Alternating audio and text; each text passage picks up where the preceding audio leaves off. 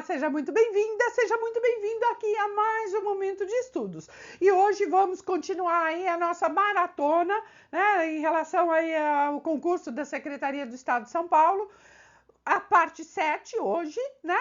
E a gente está maratonando o documento que se chama Indicadores de Qualidade da Educação. Bom, é um documento do MEC e para falar de indicadores de educação, vamos pensar o seguinte: a gente escuta e até mesmo sai por aí reproduzindo que no nosso país a educação é de baixa qualidade. Isso acontece, não é mesmo? Bom, você já parou para refletir que qualidade é essa? Né?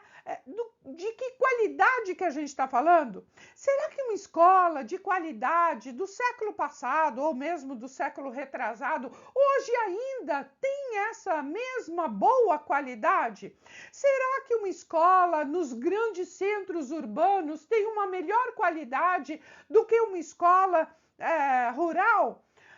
Mesmo que a gente não concorde, né, se a escola é de boa qualidade ou não, ou mesmo que a gente não concorde com esses questionamentos, fala, não, é isso mesmo, tá? Uma coisa é certa, educação de boa qualidade, sabe qual que é? É aquela que vai proporcionar ao estudante aprendizagens significativas, onde os estudantes vão aprender não só os conteúdos, né, os saberes acumulados historicamente, mas também vai aprender valores, coisas importantes para uma vida cidadã, para resolver problemas, para conviver em sociedade e até para o mundo do trabalho, tá?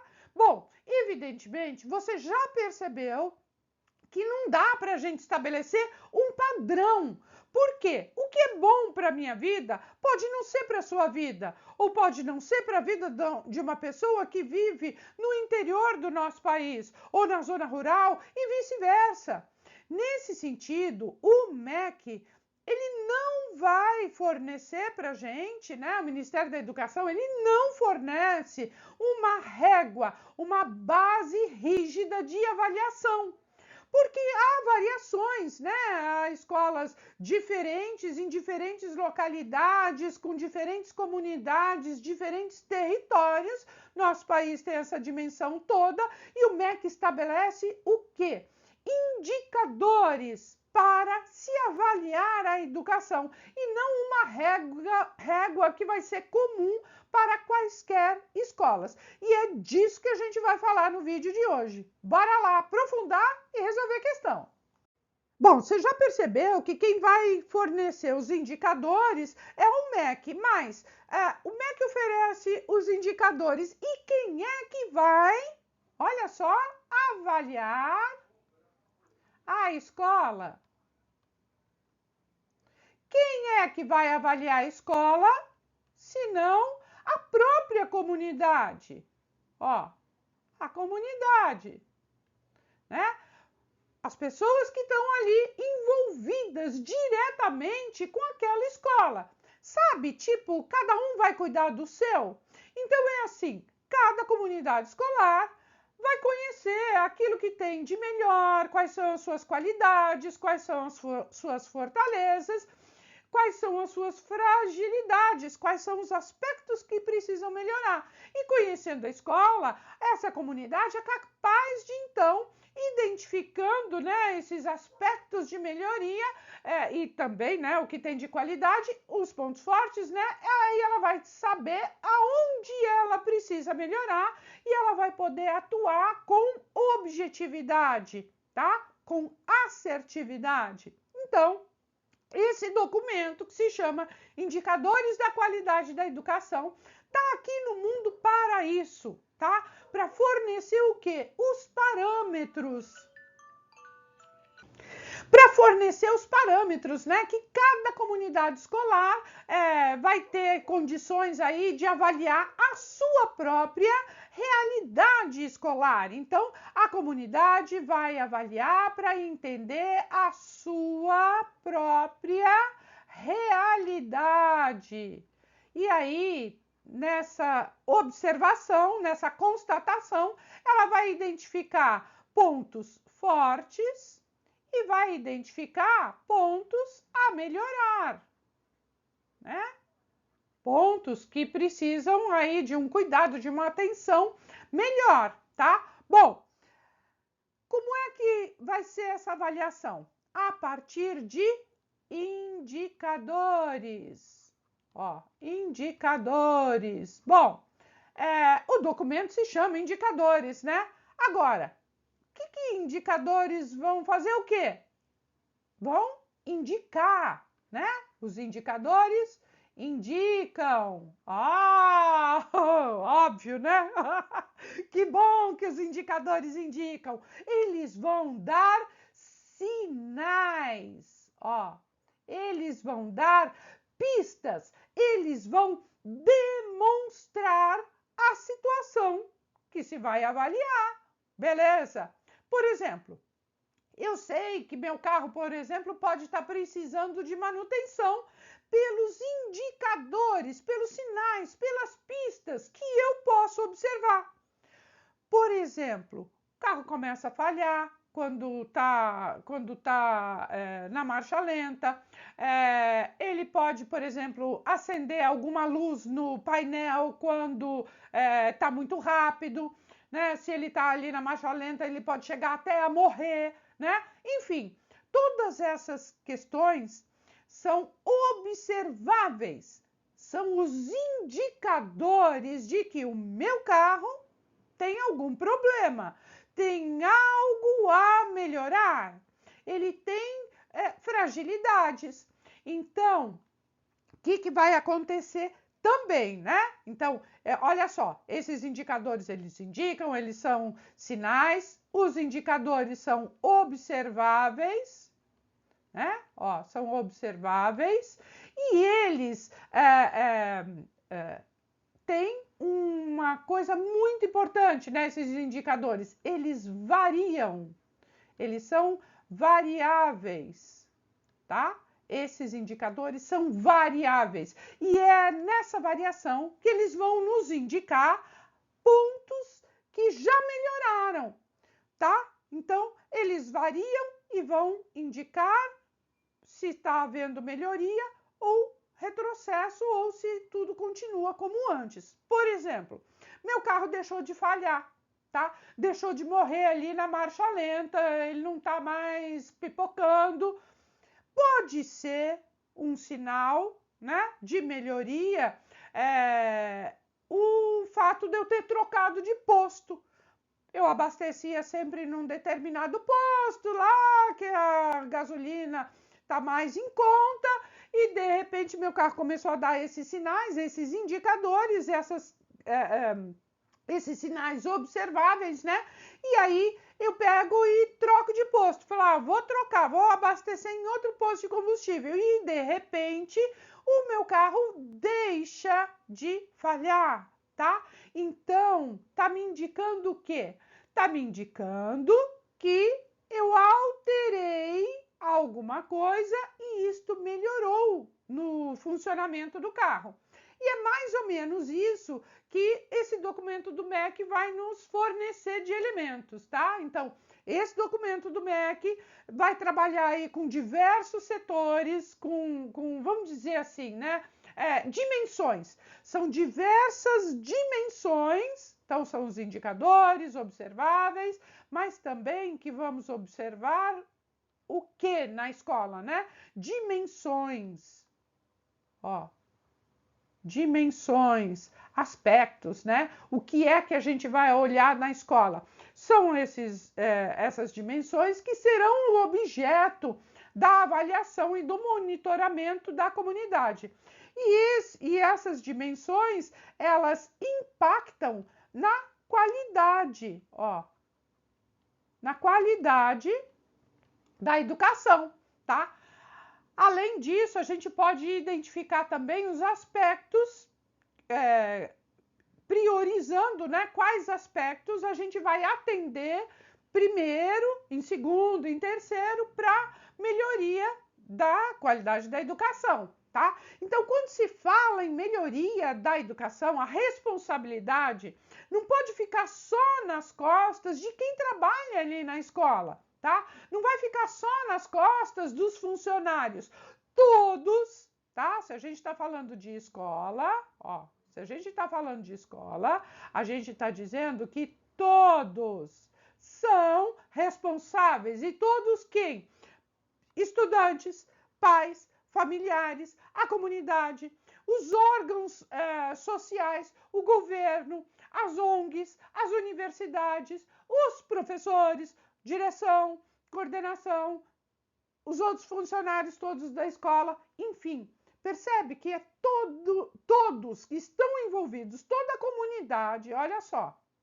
Toda a comunidade que vai avaliar a escola, ela também é responsável, além de outros organismos, outras esferas, tá? Então, todas essas informações, elas vão ser coletadas na escola, tá? E daquela escola. E aí, pode-se compartilhar, né, essa escola, essa comunidade, né, vai coletar esses indicadores e ela pode compartilhar esses dados, essas informações com a Secretaria de Educação. E aí, Secretaria Municipal, Secretaria Estadual, de acordo com a rede a qual pertence, de acordo com o sistema que pertence. Bom, mas a decisão de se utilizar ou não os indicadores, né, e de compartilhar esses resultados da avaliação é da escola, tá? E aí ela vai aderir ou não a iniciativas coletivas e voluntárias. Então, essa partilha, né, esse compartilhar desses dados é sempre na ordem voluntária. E aí sim é uma decisão única da escola, tá? Dos profissionais daquela escola, se eles vão compartilhar ali o resultado do que foi avaliado, das dimensões que foram observadas e do que é que se observou, do que é que se constatou. Beleza? Bom, pelo que você está vendo, né? Esse documento é um instrumento, né?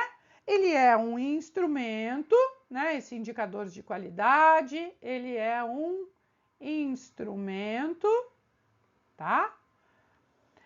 Que vai ser utilizado ali, né, pela comunidade, mas ele é um instrumento tem uma característica extremamente importante, ele é flexível, tá? Ele não é rígido, lembra que eu comecei o vídeo falando, olha, não há uma régua rígida de avaliação, há indicadores, há indícios, há sinais da qualidade da educação. E esse instrumento, portanto, ele é flexível, ele pode e ele deve ser adaptado, usado de acordo com as necessidades e características de cada escola, tá? Em primeiro lugar, a escola tem que formar uma equipe que vai dar conta da avaliação, tá? Então, a escola, ela vai determinar equipes para avaliação, tá?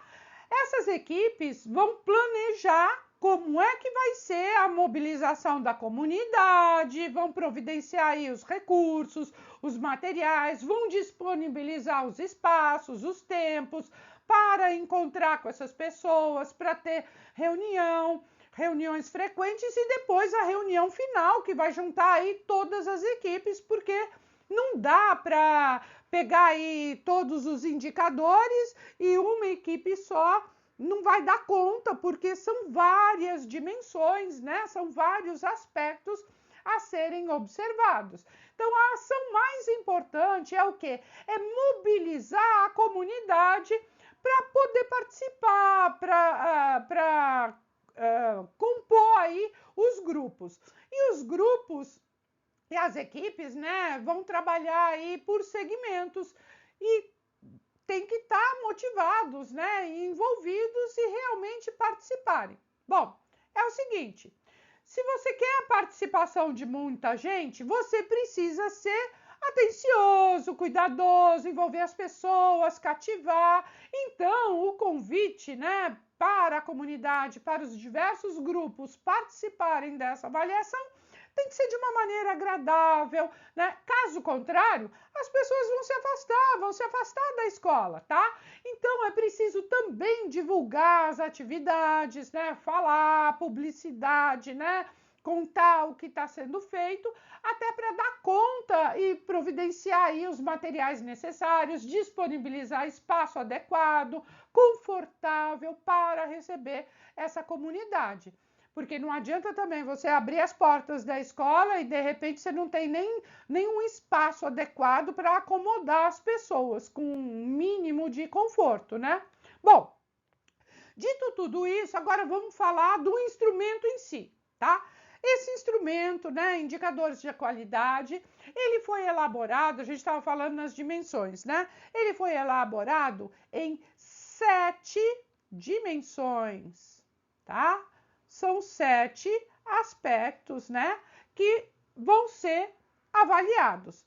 Por exemplo, ambiente educativo, tá? Então, o ambiente, prática pedagógica, tá? É a prática, avaliação da escola, né? A avaliação que eu digo é da própria escola, né? Como é que os professores fazem a avaliação, como é que isso é encaminhado. Outra dimensão que é observável, né, é a gestão. Gestão escolar é democrática? Não é, né? Outro aspecto, outra dimensão é a formação. E a condição de trabalho, né? Das pessoas que estão ali na escola, dos profissionais da escola, tá? Espaço físico da escola, ó, o espaço físico, né? O espaço da escola, tá? E por fim, a última dimensão, né? A 7ª dimensão é o acesso, a permanência e o sucesso dessa permanência, né? Então, vou colocar aqui como acesso e permanência. Ok? Bom, então, temos aqui as 7 dimensões que serão objeto aí de observação. Evidentemente, essas 7 dimensões, elas não são as únicas e elas não vão fechar aí as possibilidades. Certamente há várias outras dimensões, mas essas já dá para começar, tá? Por quê?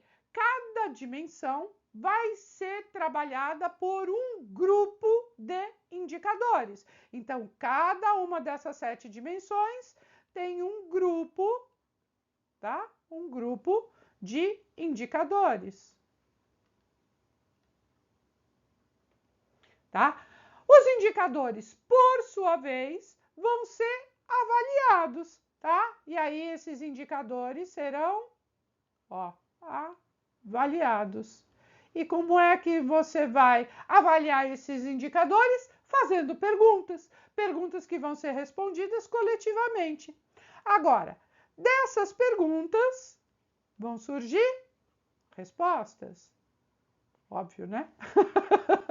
Lógico, né? As respostas.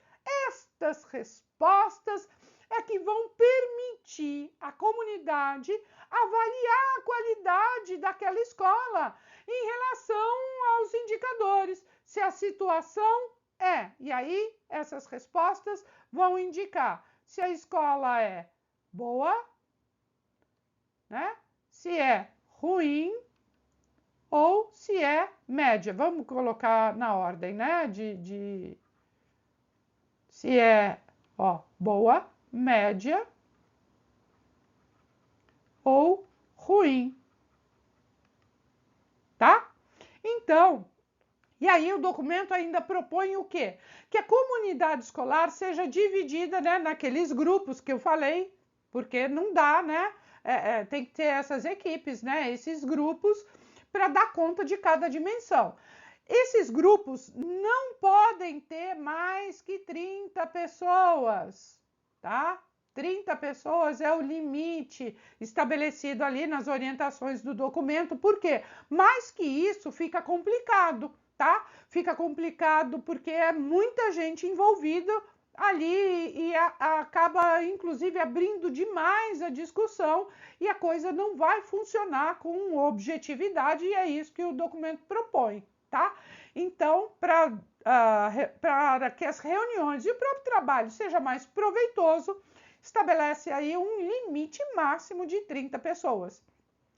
Essas pessoas, né, essas 30 pessoas de cada grupo, né, então veja, que aí já dá umas 200 e tantas pessoas, 7 grupos, 30 pessoas, olha aí quantas pessoas estão aí mobilizadas. Bom, entre cada grupo tem que ter um coordenador, um relator e vários representantes de todas as equipes da escola. Vai ter representante de pais, de estudantes, de professores, pessoal da limpeza, enfim. Agora, as perguntas todas, elas têm que ser respondidas e organizadas dessa maneira, né? Em boas, médias ou ruins, e se estabelece aí uma cor, tá? Para identificar claramente. Então, a boa, evidentemente, é a verde, a média é amarelo e a ruim é vermelho, tá? Porque vai dar o sinal de alerta, tá? Algo que precisa de uma intervenção imediata, tá? O que tiver de aspecto ruim, o que tiver assinalado ali com a cor vermelha. Bom, cada grupo vai organizar e discutir os seus dados e depois vai ter uma reunião geralzona, né? Para apresentar cada grupo, né?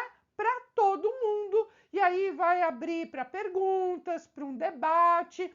E aí a escola, formada ali pela comunidade escolar, vai estabelecer as prioridades que serão as suas ações primeiras, né? Vai estabelecer as prioridades a serem feitas. São elas que vão pautar o plano de ação da escola, tá? Então, a partir dessas respostas, né, vai se elaborar o plano de ação, ó, o plano de ação da escola, tá? E aí, normalmente, isso fica, inclusive, mais ágil se acontecer no início do ano, tá? Esse instrumento ainda ele deve ser utilizado periodicamente, normalmente a cada 1 ou 2 anos. E o que é importante desse processo todo? É acompanhar os resultados. Afinal de contas, essa avaliação permanente, né, esse monitoramento constante, essas perguntas todas, né, ela vai permitir o quê? Você observar os indicadores e identificar se está melhorando, se não está melhorando, corrigir alguma rota, gerar uma sensação de alegria, né, de satisfação e de companheirismo, de solidariedade. Cada vez que as pessoas vão percebendo e observando as melhorias do trabalho conjunto. Belezinha? Vamos aí na nossa primeira questão, 2023, Copeve UFAL, Fundepes, Prefeitura de Penedo, para professor polivalente. Dadas as afirmativas a respeito dos, olha só, indicadores da qualidade da educação infantil, porque o MEC tem vários outros indicadores. Esse documento que vai cair na prova de vocês, ele é genérico e é disso que eu tratei aí no vídeo, ok? Bom, ele é mas o formato do documento é o mesmo, tá? Então vamos lá. É um documento inflexível? E aí? 2, não pode ser usado de acordo com a criatividade e a experiência de cada instituição de educação infantil? 3, quanto mais pessoas dos diversos segmentos da comunidade se envolverem em ações para a melhoria da qualidade da instituição da educação infantil, maiores serão os ganhos para as crianças, para a sociedade e para a educação brasileira. E aí? E 4, as dimensões podem ser constatadas por meios de indicadores, organizados por meios de cores, sendo verde para bom e vermelho para ruim. Verifica-se que estão corretas. Aí tem as possibilidades, né? 1 e 2, 1 e 3, 2 e 4, 3 e 4 e todas. E aí, o que é que você considera como mais adequado responder de acordo com o que a gente viu dos indicadores de qualidade? E aí?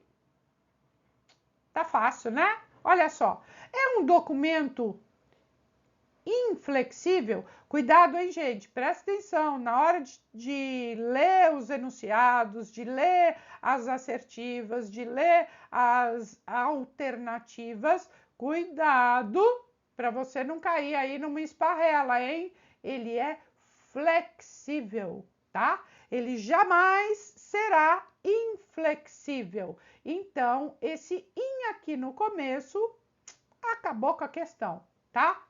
A questão não, com essa possibilidade. Então, o 1 a gente já sabe que está errado. Então, aonde tiver 1, a gente já vai eliminar. Olha, eliminamos o A, eliminamos o B e eliminamos o E. Então, quer dizer que dessa questão você já tem 50% de chance de acerto. Olha só, tá? 2. Não pode ser usado de acordo com a criatividade e a experiência de cada instituição de educação infantil. E aí, você acha que não pode ser utilizado de acordo com cada experiência e criatividade? Ora, se ele é flexível, ele pode sim ser utilizado de acordo com a criatividade, de acordo com a experiência. Então, isto aqui também está equivocado. E estando o 2 equivocado, pronto, a gente já acertou a questão. Se você estiver fazendo a prova, você precisa otimizar ali o seu tempo. Tempo é valioso na hora da prova. Então, o que você vai fazer? Nessa hora, você já assinala a questão e vai embora fazer outra questão. Vai guardar a maior parte do tempo para aquelas questões que vão exigir aí uma maior reflexão da tua parte. Então, você já sabe, né? Corre para outra questão, porque você já sabe qual é a alternativa, que é a alternativa D, a correta. Mas nós estamos aqui estudando, vamos ver. 3. Quanto mais pessoas dos diversos segmentos da comunidade se envolverem nas ações para a melhoria da qualidade da instituição da educação infantil, maiores serão os ganhos para as crianças, para a sociedade e para a educação brasileira. Correto. Aí você vai falar assim para mim: ah, não, professora, a senhora falou aí no vídeo que mais de 30 é inviável. Gente, mais de 30 em cada grupo. Cuidado, hein? Mais de 30 em cada grupo, mas cada grupo precisa ter a maior quantidade possível de representantes de vários aspectos, né? De vários setores, de vários segmentos daquela comunidade. Tenho que ter de professores, mas eu não posso ficar só com representantes da escola. Eu tenho que ter representantes da comunidade, eu tenho que ter representantes, sei lá, se aquela escola está perto de uma área de muito comércio, tem que ter algum representante ali daquele setor produtivo.